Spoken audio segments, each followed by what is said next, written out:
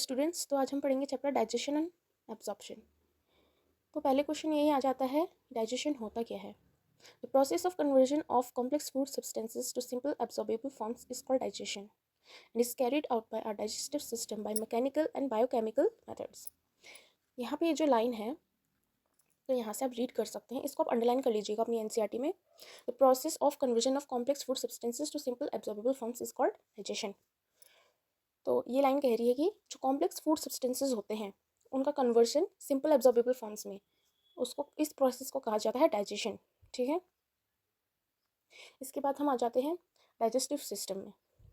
The human digestive system consist of alimentary canal and the associated glands. ठीक है students, बाकी आपको पूरा एनसीईआरटी रीड करने की ज़रूरत नहीं है। जो मेन मेन चीज़ें हैं मैं आपको वो बता देती हूँ, वही चीज़ें आपको रीड करके जानी है क्योंकि एग्जाम्स में वही क्वेश्चन आएंगे। ठीक है, आप चाहो तो पढ़ सकते हो, पर मैं मेन मेन चीज़ आपको बता देती हूँ। तो अब हम आ जाते हैं नेक्स्ट टॉपिक, एलिमेंट्री कैनाल। तो मैं आपको पहले ब्रीफिंग कर देती हूँ, ठीक है, इस पूरे पैरा की। तो इसमें ये कह रहा है कि जो एलिमेंट्री कैनाल है वो बिगिन करता है, शुरू होता है इंटीरियर ओपनिंग से, जो कि है माउथ। ठीक है, जो कि पोस्टीरियरली ओपन होता है एनस में। ठीक है, थ्रू एनस। फिर जो माउथ है उसमें पहले क्या आ जाता है, बकल कैविटी या फिर ओरल कैविटी भी उसे कहते हैं। जो ओरल कैविटी है उसमें नंबर ऑफ टीथ्स होते हैं, ठीक है, और एक मस्कुलर टंग होता है। हर एक टूथ एक सॉकेट में एम्बेड होता है, गड़ा हुआ होता है, जिसको कि जॉ बोन बोलते हैं। इस टाइप के अटैचमेंट को थिकोडोन बोला जाता है। ठीक है, जो मेजोरिटी मैमल्स हैं जैसे कि ह्यूमन बीइंग, उनके पास 2 सेट्स ऑफ टीथ होते हैं पूरी उनकी लाइफ टाइम में। ठीक है, एक सेट होता है जो कि टेम्प्रेरी मिल्क होता है, डेसिडियस टीथ भी बोला जाता है, जो कि बाद में रिप्लेस हो जाते हैं परमानेंट या फिर अडल्ट टीथ में। ठीक है, इस टाइप के डेंटिशन को बोला जाता है डायफायोडॉन। ठीक है, तो अब हम इसको रीड कर लेते हैं। The alimentary canal begins with an interior opening the mouth and it opens out posteriorly through the anus. The mouth leads to the buccal cavity or oral cavity. The oral cavity has a number of teeth and a muscular tongue. Each tooth is embedded in a socket of jawbone. This type of attachment is called thecodont. ठीक है, tooth एक socket में embed करता है, इस attachment को thecodont बोला जाता है। ठीक है, majority of mammals including human being forms 2 sets of teeth during their life, a set of temporary milk or deciduous teeth replaced by a set of permanent or adult teeth. This type of dentition is called diaphyodont. ठीक है, आपको इसमें confuse नहीं होना है।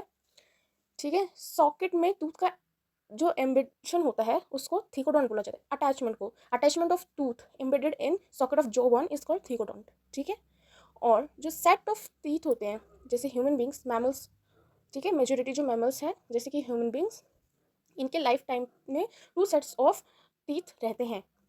पहला जो set होता है वो टेम्पररी या डेसिडियस टीथ का होता है, जो कि बाद में रिप्लेस हो जाता है एडल्ट टीथ, परमानेंट टीथ से। ठीक है, इस टाइप के डेंटिशन को डायफायोडोंट बोला जाता है। This type of dentition is called diphyodont. ठीक है, an adult human has 32 permanent teeth which are of 4 different types.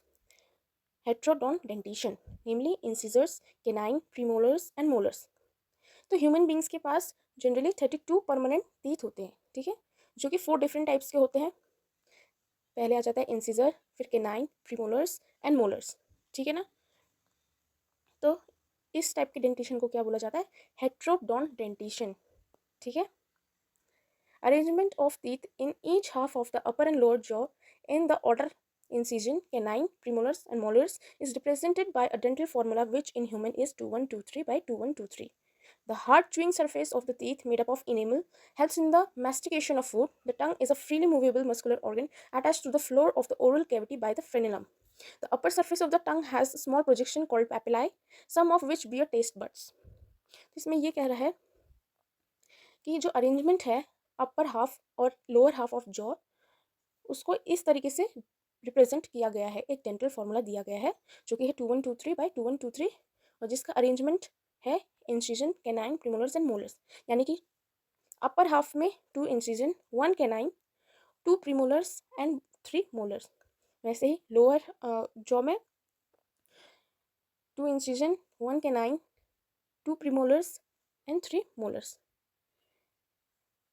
ठीक है, अब इसमें बोल रहे हैं the hard chewing surface of the teeth made up of enamel. जो हार्ड सर्फेस होती है टीथ की वो इनेमल की बनी होती है, जो कि हेल्प करता है मैस्टिकेशन ऑफ फूड में, ठीक है, chewing of food, mastication of food. The tongue is a freely movable muscular organ. तो जो टंग है वो एक फ्रीली मूवेबल मस्कुलर ऑर्गन है जो कि अटैच होता है फ्लोर ऑफ ओरल कैविटी के, ठीक है, ओरल कैविटी के फ्लोर से अटैच होता है, किसकी मदद से, फ्रेनेलम की मदद से। जो अपर सरफेस होता है टंग के, उसके पास स्मॉल प्रोजेक्शंस होते हैं जिसको पेपिलाई बोलते हैं, जिनके पास टेस्ट बड्स प्रेजेंट होते हैं, ठीक है, ठीक है। अब आपको इसमें इंपॉर्टेंट चीज़ें क्या ध्यान रखनी है, ठीक है। ह्यूमन बींग्स के पास 32 परमानेंट टीथ होते हैं, ठीक है, जो कि 4 डिफरेंट टाइप्स के होते हैं। इसको हेट्रोडोंट डेंटिशन बोला जाता है, ठीक है। ये क्वेश्चन बहुत बार आता है, तो आपको ये ध्यान रखना है। और इनके नाम क्या क्या है, incisor, canine, premolars and molars.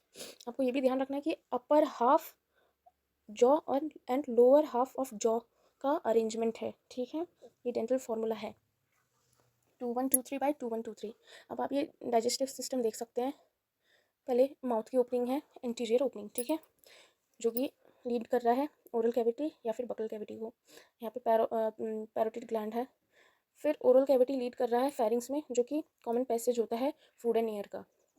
Pharynx के बाद ईसोफेगस है, जो कि फूड पाइप है, ठीक है। फूड पाइप फिर कहाँ जा रहा है, स्टमक पे। स्टमक के बाद आ जा रहा है ड्यूडेनम, ठीक है। ड्यूडेनम के बाद आ जा रहा है हमारा स्मॉल इंटेस्टाइन, ठीक है। स्मॉल इंटेस्टाइन के बाद आ जा रहा है लार्ज इंटेस्टाइन। यहाँ पे है liver and gall bladder, pancreas, ठीक है।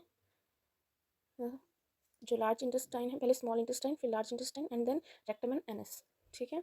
तो ये डायग्राम की आपको प्रैक्टिस करनी है, बिल्कुल करनी है, क्योंकि एग्जाम्स में बहुत बार बोल दिया जाता है कि draw the diagram of digestive system, ठीक है। तो अब हम नेक्स्ट पैरा पढ़ते हैं। The oral cavity leads into a short pharynx which serves as a common passage for food and air. तो मैंने अभी आपको बताया था कि फेरिंग्स जो है कॉमन पैसेज है फॉर फूड एंड एयर। तो कहीं पे भी क्वेश्चन आ जाता है common passage for food and air, तो आ जाएगा उसका आंसर फेरिंग्स, आपको याद रखना है। The oesophagus and the trachea wind pipe open into the pharynx, ठीक है। जो ईसोफेगस और ट्रैकिया है वो कहाँ ओपन होता है, फेरिंग्स पे। A cartilaginous flap called epiglottis prevents the entry of food into the glottis. तो एक कार्टिलेजिनस फ्लैप होता है, ठीक है, जिसको एपिग्लॉटिस बोला जाता है, जो कि फूड की एंट्री को ब्लॉक करता है ताकि वो ग्लॉटिस में ना जा पाए, ठीक है। Opening of the wind pipe को ग्लॉटिस बोला जाता है, ठीक है। तो मैं आपको बताती हूँ, जैसे कि ये विंड पाइप है और ये कार्टिलेजिनस फ्लैप होता है जिसको एपिग्लॉटिस बोला जाता है, ठीक है। और एंट्रेंस ऑफ विंड पाइप को बोला जाता है ग्लॉटिस, ठीक है। तो आपने ये ध्यान रखना है।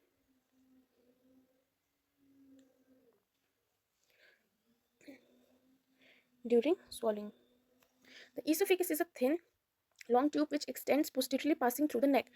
तो esophagus एक thin long tube होता है जो कि extend करता है posteriorly, जो कि posteriorly neck के through pass करता है, ठीक है।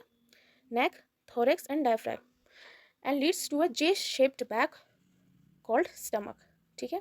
तो जैसे कि आप देख सकते हैं यहाँ पे ये esophagus है, ठीक है। esophagus posteriorly पास कर रहा है neck से, diaphragm से, ठीक है, एंड thorax से। फिर ये जे शेप ऑर्गन आ जा रहा है जिसको हम बोलते हैं स्टमक, ठीक है। तो ओके स्टूडेंट्स, आज के लिए इतना ही, बाकी हम पढ़ेंगे नेक्स्ट क्लास में।